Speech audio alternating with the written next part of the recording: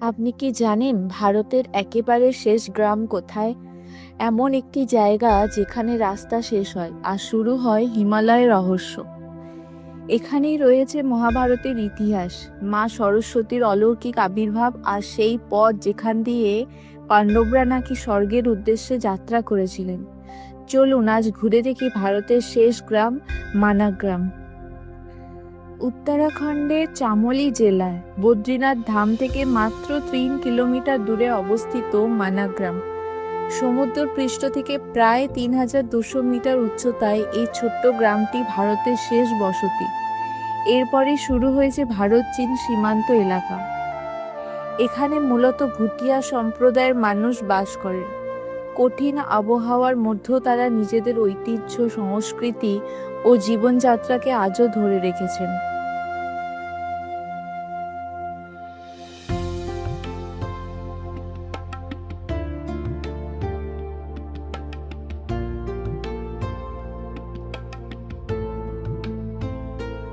মানা গ্রামের সবচেয়ে জনপ্রিয় আকর্ষণ হল ভীমপুল। কথিত আছে স্বর্গারোহণের পথে দ্রৌপদী যখন সরস্বতী নদী পার হতে পারছিলেন না, তখন ভীম একটি বিশাল পাথর তুলে নদীর ওপর বসিয়ে দেন।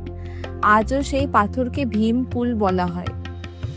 এরপর রয়েছে সরস্বতী নদীর উৎসস্থান।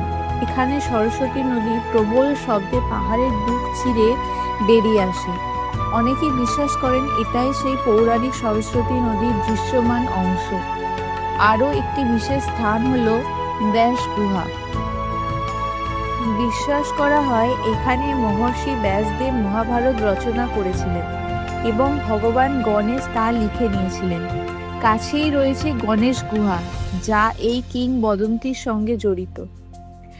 মানা গ্রামে গেলে অবশ্যই চোখে পড়বে একটি বিখ্যাত সাইনবোর্ড, ইন্ডিয়াস লাস্ট ভিলেজ। এখানে প্রায় সব পর্যটক ছবি তুলতে ভিড় করেন।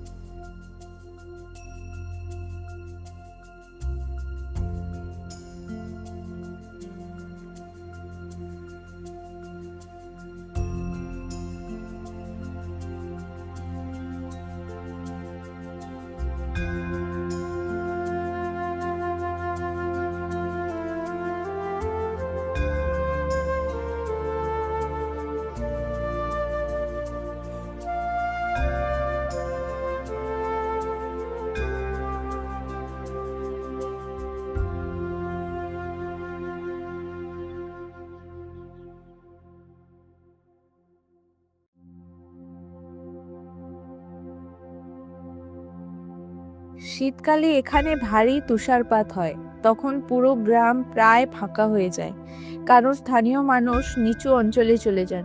গ্রীষ্মকালে আবার তারা ফিরে এসে পর্যটকদের স্বাগত জানান।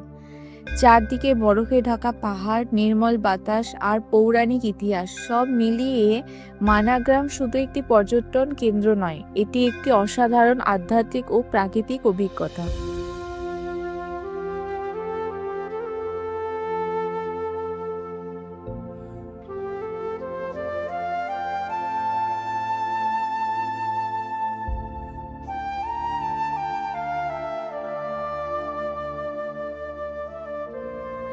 আপনি যদি বদ্রীনাথ ভ্রমণে যান তাহলে মানাগ্রাম অবশ্যই আপনার তালিকায় রাখুন। ভারতের শেষ গ্রামে দাঁড়িয়ে আপনি অনুভব করবেন ইতিহাস, পুরাণ এবং প্রকৃতির এক অনন্য মিলন। ভিডিওটি ভালো লাগলে লাইক করুন, বন্ধুদের সঙ্গে শেয়ার করুন আর এমন আরও ভ্রমণ ও তথ্যভিত্তিক ভিডিওর জন্য চ্যানেলটি সাবস্ক্রাইব করে দিন।